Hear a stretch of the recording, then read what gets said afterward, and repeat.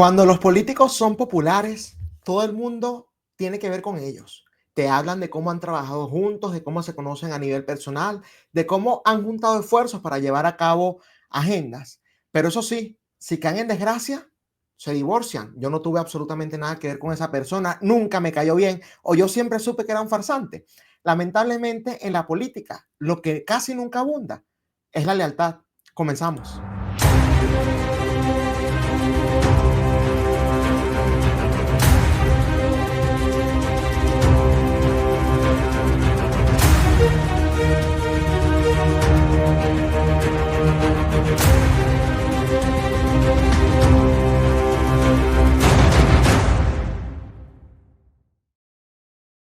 Bienvenidos a Giro a la Derecha con Esteban Hernández. Si quieres tener información actualizada en materia migratoria, te recomiendo que llames al abogado John de la Vega. John de la Vega es un abogado venezolano-americano especialista en el tema migratorio que ha ayudado mucho a la comunidad venezolana y latinoamericana acá en los Estados Unidos. Así que si tienes dudas sobre cualquier cuestión en materia migratoria, te recomiendo que llames al abogado John de la Vega al teléfono que se encuentra en pantalla o también le puedes escribir al correo electrónico que se encuentra en pantalla. La luna de miel con los políticos, me refiero por supuesto a su entorno, dura el tiempo que su popularidad dura. Por ejemplo, vemos que en países como México, en donde López Obrador terminó siendo un mandatario sumamente popular y en donde Claudia Sheinbaum, nos guste o no, continúa también con unos niveles altísimos de popularidad, entonces todo el mundo quiere estar relacionado con ellos.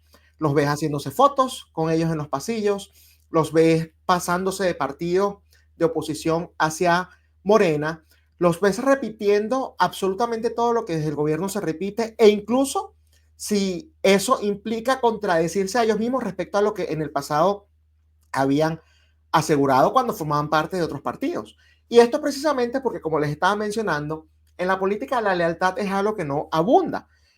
Muy por el contrario, lo que se abundan son los intereses. Y bueno, a la persona le gusta estar, a los políticos específicamente les encanta estar al lado del que tiene el poder y por supuesto liderazgo y popularidad, a ver si le cae algo de ese poder, de ese liderazgo y de esa popularidad. Pero lo mismo funciona al contrario. Cuando la persona deja de ser popular, cuando la persona comienza a generar rechazo en un grupo importante del país, cuando las bases que lo llevaron al poder comienzan a disminuirse o a desmoronarse, lo que vemos es que todos los políticos que en su debido momento apoyaron a que dicha persona o dicha figura llegara al poder, entonces dicen, no, yo no tuve nada que ver con él, yo no lo conozco, jamás lo había visto en mi vida, ese video mío apoyándolo fue un error, eso no existe. Y en el caso de Colombia ha sido así, un caso que yo creo que muchos pueden investigar, ¿no? Para corroborar esto que yo estoy diciendo el día de hoy, es el de Claudia López, la exalcaldesa de Bogotá, que en varias oportunidades apoyó a Gustavo Petro y recuerdo que en una de sus campañas incluso hizo los 10 mandamientos, ¿no? Que los escribieron en piedra, entre los cuales, por supuesto, estaba el comprometerse a no llevar a cabo ninguna constituyente. Hoy por hoy vemos como Claudia López, lejos de permanecer cercana al entorno del presidente guerrillero Gustavo Petro, lo que hace es criticarlo y atacarlo públicamente, básicamente deslindándose por completo de lo que es la figura de Gustavo Petro, que hoy tiene unos índices de popularidad bastante bajos. Sin embargo, en el caso de Claudia López, es sencillo hacerlo. Ella forma parte de otro partido, si bien apoyó en algún momento la candidatura de Petro, no forma parte del gabinete, no tiene ningún tipo de, por así decirlo, favores, ¿no? Que deberle a Gustavo Petro de manera directa. ¿Qué sucede cuando las personas que comienzan a tomar distancia de ti son los de tu propio gabinete? Y no cualquier persona. Estamos hablando de la señora Francia Márquez, vicepresidente de Colombia, que bueno, hizo campaña para arriba y para abajo en Colombia con Gustavo Petro, que se la ha pasado justamente defendiendo lo que han sido las políticas asquerosas desde el punto de vista económico y social que ha tenido el gobierno de Petro, que por supuesto ha justificado la ineptitud al momento de responder en torno a las múltiples áreas en materia de seguridad que justamente bueno, ha presentado, ¿no? Falencias el actual gobierno. Y Francia Márquez, evidentemente, no puede salir a atacarlo como lo hace Claudia López, pero comienza poco a poco a deslindarse. Públicamente dice, no, mira, tenemos diferencias, no estoy cómoda con lo que está pasando. El país está peor cuando asumimos está peor hoy que cuando asumimos. Es decir, ha tomado esta postura de ser una persona supuestamente autocrítica y de manera pública, quizás ya se venían escuchando algunos rumores, porque yo sí sé que se hablaba de divisiones desde mucho antes, pero de manera pública, televisada, se hizo en lo que fue el primer Consejo de Ministros, en donde, por cierto, muy llamativo cuando Petro dice que esto fue algo que él aprendió en Cuba. Esto es algo que Hugo Chávez también hacía en Venezuela, así que evidentemente sí, el televisar, ¿no? El hacer público el Consejo de Ministros es parte de lo que es la propaganda cubana, porque así la gente puede creer que hay más transparencia, puede creer que hay un poco más de cercanía con la gente. No estoy diciendo que la acción sea buena o sea mala, pero evidentemente es algo que sí, que los cubanos aplicaron y que sí tiene su efecto positivo. Entonces Francia Márquez aprovechó esto, aprovechó las cámaras para comenzar con la famosa autocrítica. Esto fue hace aproximadamente un mes. Presidente, usted sabe que con el aprecio que le tengo también he sido honesta y le digo a usted de frente las cosas que no me parecen en este gobierno y las cosas que comparto en este gobierno. Y no me parecen en este gobierno las actitudes de Laura Sarabia con nosotros, conmigo, que me ha tocado decirle, respéteme, que soy la vicepresidenta, y no me parece, y respeto a Benedetti, pero no comparto, presidente, su decisión, la respeto porque usted es el jefe de Estado y es el presidente, pero no comparto su decisión de traer a este gobierno, a esas personas que sabemos tienen gran parte de responsabilidad con lo que aquí está pasando. Se lo digo de cara al país, tal vez esto me cueste, quién sabe qué, pero yo he sido una mujer honesta, he sido una mujer transparente y cuando decidí juntarme con usted, también lo hice con la honestidad con lo que hoy lo miro a los ojos y con la que hoy miro a mi país y con la que hoy miro a cada comunidad y con la que miro a todos los ministros y ministras que sé, presidente, que puede ser que tenga muchos errores, pero esta gente que tiene aquí le ha acompañado a usted. Bueno, ahí comenzó justamente con el famoso proceso de la autocrítica. Es justamente lo que les estoy mencionando. Tratan de deslindarse para que la impopularidad del gobierno no les manche, pero en el caso de ella lo tiene bastante difícil, siendo ella, por supuesto, la segunda persona a cargo, ¿no? Del país. Ahí dice una frase que yo creo que es clave, ¿no? Para esta discusión. Porque ella dice, me cueste lo que me cueste, ¿no? Como diciendo que Petro pudiese tomar algún tipo de represalias en su contra precisamente por haber hecho esto públicamente. ¿Qué es lo que sucede? Que ya se comienza a ver en otras esferas públicas esta división. Este es un artículo de semana. Yo sé que los borreguitos de Gustavo Petro me van a decir, ese medio de comunicación es de los uribestias. Ellos dicen uribestias, ¿no? Ese medio de comunicación es de los uribestias. Eso es de la extrema derecha. Ese medio de comunicación es propaganda anti-Petro. Bueno, independientemente.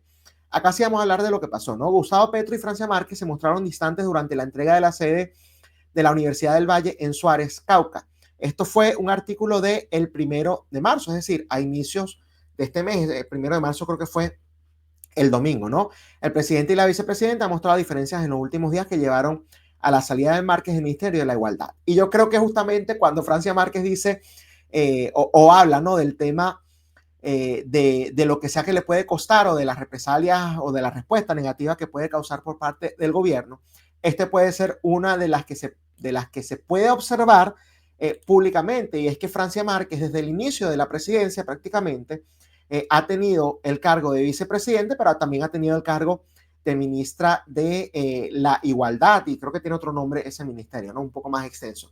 Pero posterior, estamos hablando de creo que 2 semanas después de esas declaraciones que les puse al principio, bueno, el gobierno decide removerla de ese cargo y dejarla con la vicepresidencia.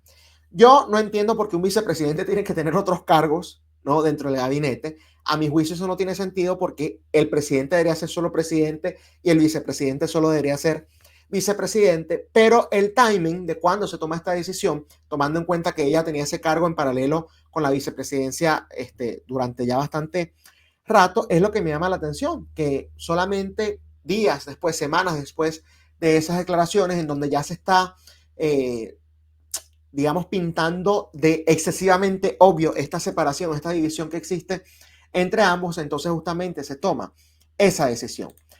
La propia revista Semana hace alusión a algo que yo acá creo que no estoy tan de acuerdo.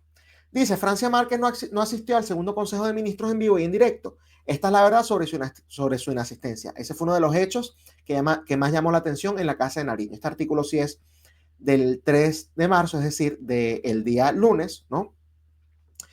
Y la nota de Semana dice que la ausencia de Francia Márquez no se debe al tema de las divisiones, sino que como ella ya no es ministra de la Igualdad, no hace falta que esté en esta reunión del gabinete, ¿no? Que antes sí lo había hecho porque, bueno, como también cumplía con la función de ministra, tenía que estar presente, pero como ya no lo es, entonces no está obligada a hacer acto de presencia. A lo que yo digo, quizás en el papel eso es cierto, quizás el argumento no es ninguna mentira, sin embargo sí me llama la atención que no esté, porque el que no esté obligada a participar en el Consejo de Ministros no significa que debería participar en el Consejo de Ministros. Nuevamente, es la vicepresidente. Esto es así. Si fuese una escuela, bueno, Petro es el director y Francia Márquez es la subdirectora. No va a asistir la subdirectora a la reunión del staff, ¿no? Del personal de la escuela. Me llama bastante la atención, independientemente de que no sea obligado. Acá la pregunta no es si es obligado o no. Acá la pregunta es ¿por qué no asistió? Porque justo en el segundo Consejo de Ministros que se hace público no asistió, tomando en cuenta que, bueno, esas divisiones entonces ya se han venido haciendo públicas. Sucedió aquel evento que les puse respecto a lo que fue esta fundación, ¿no? de ese núcleo de la universidad, y entonces casi de inmediato ocurre el segundo Consejo de Ministros televisados y Francia Márquez decide no asistir. Yo no creo que la señora Márquez esté en condiciones, por ejemplo, de buscar la presidencia por sí sola. Yo entiendo que trata de deslindarse para que no le manche tanto la imagen, pero la tiene muy complicada, siendo ella entonces la vicepresidenta desde un inicio, con quien hizo campaña Gustavo Petro, y que de una u otra manera ha sido responsable, incluso si Petro no toma en cuenta su opinión, incluso si no se hablan, incluso si están peleados, es responsable de todo lo que está sucediendo. A menos que renuncie, mientras ella siga en ese cargo de vicepresidente, todo lo que haga el gobierno, bueno o malo, es responsabilidad directa de la vicepresidente también. Repito, incluso si no hay comunicación con Petro. Yo entiendo que un ministro, por ejemplo, el ministro de Hacienda, bueno, que el ministro de Hacienda no tenga nada que ver o se pueda lavar las manos con el tema de la seguridad, por ejemplo. O se pueda lavar las manos con el tema de la igualdad, que bueno, es otro de los ministerios que tienen allí. Pero que un ministro de Hacienda trate de deslindarse de lo que es el estado de la economía de Colombia sería bastante irresponsable. Bueno, exactamente lo mismo aplica para nada más ni nada menos que la segunda a cargo del país, la segunda a mando de Colombia. Por mucho que Francia Márquez trate de deslindarse, hay que responsabilizarla de todo lo que ha pasado, bueno y malo. Ustedes deciden si el balance es positivo o si el balance es negativo, pero evidentemente es alguien que no se puede lavar las manos tan fácilmente, y que esta estrategia que trata ahora de implementar para deslindarse por completo del presidente, espero que no le dé ningún tipo de frutos, porque es más que obvio que ella ha sido copartícipe de todo este desastre tan asqueroso al cual han sometido a Colombia. Les recuerdo a nuestra audiencia que si quieren estar bien informados, la mejor manera de hacerlo es suscribiéndose a nuestro canal de Telegram Contrapoder News. Se bajan la aplicación y ponen en la barra de búsqueda Contrapoder News. Acá tiene cómo se escribe, le dan clic al canal, clic a suscribirse y a partir de ese momento comienza a recibir las noticias como un mensaje directo para que esté siempre informado. También los invito a que nos sigan en nuestra cuenta de Twitter, @contrapoder30, en la de Instagram, @contrapoder3.0, y por supuesto que se suscriban acá al canal de YouTube, que además de suscribirse activen la campanita, denle like al video, comenten, incluso si usted es borrego de Gustavo Petro y de Francia Márquez, y si usted dice que yo estoy mintiendo y que la revista Semana es una propaganda de, ¿cómo es que dicen ellos?, de los paramilitares y de los uribestias y de cualquier otra cantidad de cosas, acá les prometo que no los voy a censurar. Acá creemos plenamente en la libertad de expresión, pero lo más importante es que compartan este contenido y el demás contenido del canal con sus familiares y amigos, porque de esta manera ellos también pueden estar bien informados. Y recuerden que una persona bien informada es un voto menos para la izquierda, y no se anda creyendo esos cuenticos de que Francia Márquez es inocente y no tiene nada que ver con el desastre del gobierno actual. Ya regresamos con más de Giro a la Derecha. Nos vamos a Chile para comentar quién fue la responsable del auge del comunismo y de la extrema izquierda en Chile. Ya regresamos.